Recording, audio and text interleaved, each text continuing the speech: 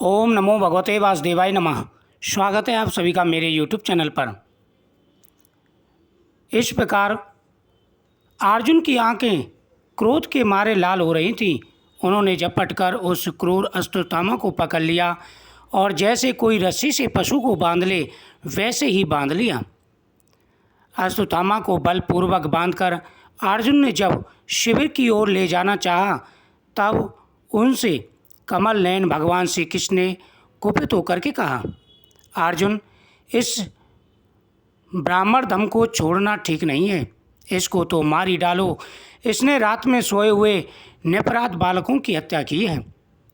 धर्मवेत्ता पुरुष, असावधान मत वाले पागल सोए हुए बालक, स्त्री, विवेक ज्ञान शून्य शरणागत, रतहीन और भय भीत शत्रु को कभी नहीं मारते, परंतु जो दुष्ट और क्रूर पुरुष दूसरों को मारकर अपने प्राणों का पोषण करता है उसका तो वध ही उसके लिए कल्याणकारी है, क्योंकि वैसी आदत को लेकर यदि वह जीता है तो और भी पाप करता है और उन पापों के कारण नरकगामी होता है।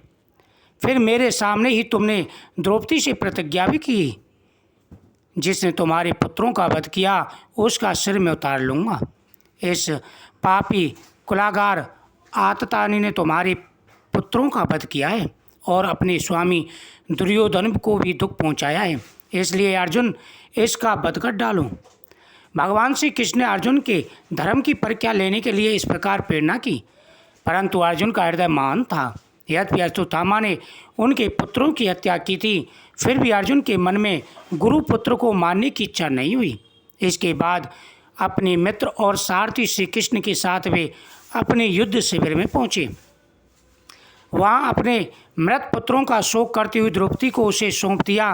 द्रौपदी ने देखा कि अश्वत्थामा पशु की तरह बांध कर लाया गया है। निंदित कर्म करने के कारण उसका मुख नीचे की ओर झुका हुआ है। अपना अनिष्ट करने वाले गुरुपुत्र अश्वत्थामा को इस प्रकार अपमानित देखकर द्रौपदी का कोमल हृदय कृपा से भराया और उसने अश्वत्थामा को नमस्कार किया। गुरुपुत्र को इस प्रकार बांध कर लाया जाना सती द्रौपदी को सहन नहीं हुआ।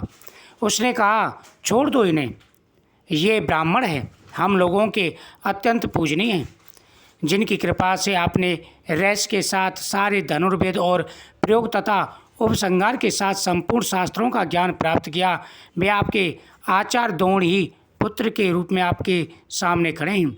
उनकी अर्धांगिनी कृपी अपने वीर पुत्र की ममता से ही अपने पति का अनुगमन नहीं कर सकी, वे अभी जीवित हैं।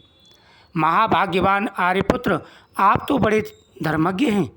जिस कुरु वंश की नित्य पूजा और वंदना करनी चाहिए उसी को व्यथा पहुंचाना आपके योग्य कार्य नहीं है। जैसे अपने बच्चों के मर जाने से मैं दुखी होकर रो रही हूँ और मेरी आँखों से बार बार आंसू निकल रहे हैं, वैसे ही इनकी माता पतिव्रता गौमती न रोए। जो उलच्छेखल राजा अपने कुकर्तों से ब्राह्मण कुल को कुपित कर देते हैं, वह कुपित ब्राह्मण कुल उन राजाओं को सब परिवार शोकाग्नि में डालकर शीघ्र ही भस्म कर डालते हैं। सूत जी ने कहा, शौनक आदि ऋषियों, द्रौपदी की बात धर्म और न्याय के अनुकूल थी, उसमें कपट नहीं था, करुणा और समता थी। अतएव राजा युधिष्ठिर ने रानी के इन हित भरे श्रेष्ठ वचनों का अभिनंदन किया। साथ ही नकुल, सहदेव, सात्यकी, अर्जुन, स्वयं भगवान श्री कृष्ण और वहाँ पर उपस्थित सभी नर नारियों ने द्रौपदी की बात का समर्थन किया। उस समय क्रोधित होकर भीमसेन ने कहा, जिसने सोते हुए बच्चों को ना अपने लिए ना अपने स्वामी के लिए बल्कि व्यर्थ ही मार डाला, उसका तो वध ही उत्तम है। भगवान श्री कृष्ण ने द्रौपदी और भीमसेन की बात सुनकर अर्जुन की ओर देखकर कुछ हंसते हुए कहा। भगवान श्री कृष्ण बोले, पतित ब्राह्मण का भी वध नहीं करना चाहिए और आतताई तो मार ही डालना चाहिए। शास्त्रों में मैंने ये दोनों बातें कही हैं, इसलिए मेरी दोनों आज्ञाओं का पालन करो। तुमने द्रौपदी को सांत्वना देते समय जो प्रतिज्ञा की थी उसे भी सत्य करो, साथ ही भीमसेन, द्रौपदी और मुझे जो प्रिय है वो भी करो। सूत जी कहते हैं, अर्जुन भगवान के हृदय की बात तुरंत ताड़ गए और उन्होंने अपनी तलवार से अश्वत्थामा के सिर की मणि उसके बालों के साथ उतार ली। बालकों की हत्या करने से वह श्रीहीन तो पहले ही हो गया था, अब मणि और ब्रह्म तेज से भी रहित हो गया। इसके बाद उन्होंने रस्सी का बंधन खोलकर उसे शिविर से बाहर निकाल दिया। मोड़ देना, धन छीन लेना और स्थान से बाहर निकाल देना, यही ब्राह्मण धर्म का वध है। उनके लिए इससे भिन्न शारीरिक वध का विधान नहीं है। पुत्रों की मृत्यु से द्रौपदी और पांडव सभी शोकाकुल हो रहे थे। अब उन्होंने अपने मरे हुए भाई बंधुओं की दाह आदि अंत्येष्टि क्रिया की। इस प्रकार से सूत जी कहते हैं, इसके बाद पांडव श्री कृष्ण के साथ जलांजलि के इच्छुक मरे हुए सज्जनों का तर्पण करने के लिए स्त्रियों को आगे करके गंगा तट पर गए। वहाँ उन सब ने मृत बंधुओं को जलादान दिया और उसके गुणों का स्मरण करके बहुत विलाप किया। तदंतर भगवान के चरण कमलों की धूलि से पवित्र गंगाजल में पुनः स्नान किया। वहाँ अपने भाइयों के साथ कुरुपत्नी महाराज युधिष्ठिर, धृतराष्ट्र पुत्र शोक से व्याकुल गांधारी, कुंती और द्रौपदी सब बैठकर मरे हुए स्वजनों के लिए शोक करने लगे। भगवान श्री कृष्ण ने धौम्यादि मुनियों के साथ उनको सांत्वना दी और समझाया कि संसार के सभी प्राणी काल के अधीन हैं, मौत से किसी को नहीं बचाया जा सकता। इस प्रकार भगवान श्री कृष्ण ने अज्ञातशत्रु महाराज युधिष्ठिर को उनका वह राज्य जो धूर्तों ने चरण से छीन लिया था वापस दिलाया तथा द्रौपदी के केशों का स्पर्श करने से जिनकी आयु क्षीण हो गई थी उन दुष्ट राजाओं का वध कराया। साथ ही युधिष्ठिर के द्वारा उत्तम सामग्रियों से तथा पुरोहित से 3 अश्वमेघ यज्ञ कराए।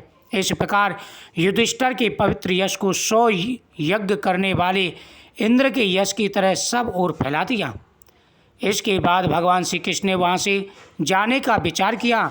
उन्होंने इसके लिए पांडवों से विदा ली और व्यास आदि ब्राह्मणों का सत्कार किया। उन लोगों ने भी भगवान का बड़ा ही सम्मान किया। तदंतर सात्यकी और उद्धव के साथ द्वारका जाने के लिए वे रथ पर सवार हुए। उत्तरा ने कहा, देवाधिदेव जगदीश्वर, आप महायोगी हैं, आप मेरी रक्षा कीजिए, रक्षा कीजिए।